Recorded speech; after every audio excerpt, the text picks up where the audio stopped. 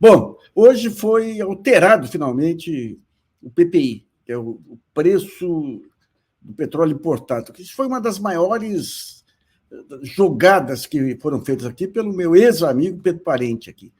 Eles definiram a Petrobras. Qual foi o grande avanço da Petrobras? Ela tem um custo de produção barato, uma parte ela importa, então podia fazer uma mesclagem de criar um preço competitivo em relação a outros países, porque o preço da energia é um dos preços básicos do país.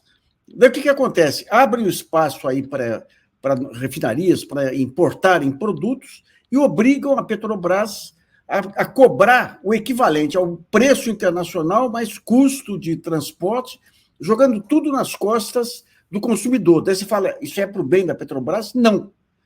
Foi para criar lucros extraordinários que acabaram sendo completamente distribuídos aí para acionistas, pensando só exclusivamente em mercado e nos competidores e nos demais competidores da Petrobras. Hoje foi anunciado aí o fim do PPI, até a imprensa querendo saber a nova regra. O PPI não tinha regra, era um...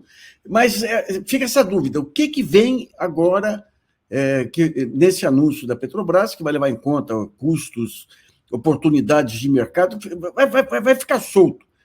Reduziu o preço hoje de combustíveis, e uma grande dúvida é o que vem pela frente. A nossa entrevistada é a Carla Ferreira, que é do INEP. INEP é Instituto Nacional de Estudos...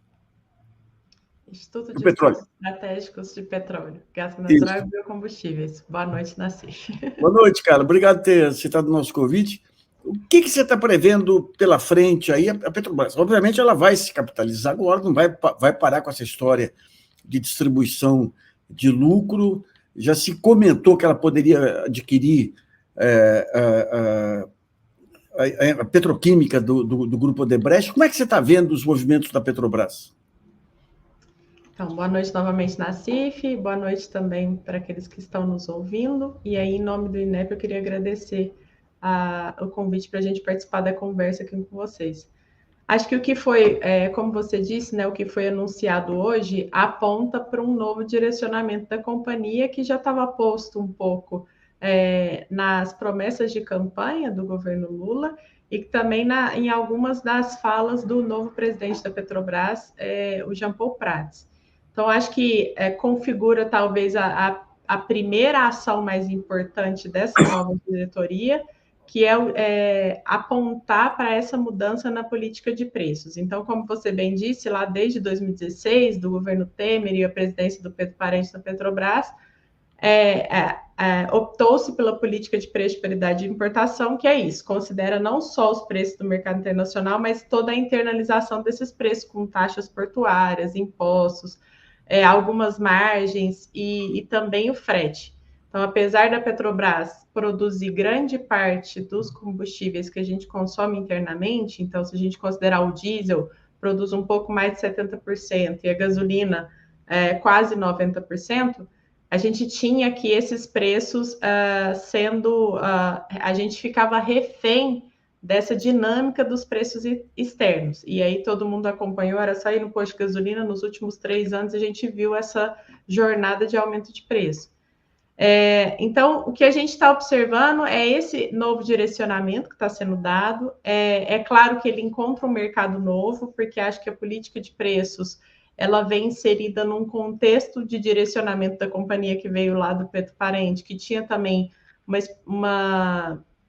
entendimento de que o foco dos investimentos teriam que ser na produção e pouco no refino, inclusive o desinvestimento no refino que fez com que houvesse a venda já concluída de 2 refinarias importantes, a refinaria da Bahia e a refinaria de Manaus.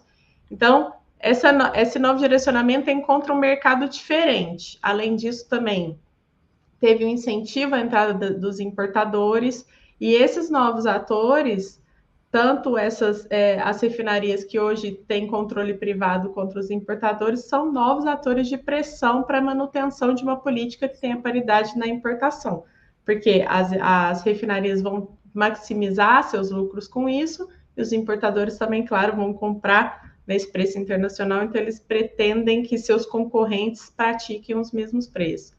Então, que a gente ainda está um pouco incerto para responder um pouco essa pergunta. O comunicado que a Petrobras lançou hoje não é muito claro em como essa política vai funcionar, mas já dá esse um pouco, se não se for considerar como elemento central, porque isso que acontecia, o PPI era o elemento central. Hoje, conforme foi posto, ele vai continuar sendo irrelevante para a política de preço, então não vai se abandonar os preços internacionais, eles vão apenas passar a ser um dos elementos a serem considerados. Então, acho que a gente vai agora começar a entender como que isso vai se configurar na prática. A primeira redução já houve, mas a gente observou também que para a gasolina ela ainda está dentro dos limites da paridade de importação, o diesel foi um pouco mais ousado. Então, agora que a gente vai conseguir entender, a partir desse processo, como que vai se dar essa dinâmica de preço da Petrobras. O Conselho de Administração da Petrobras, como é que está sendo a renovação lá, Carla?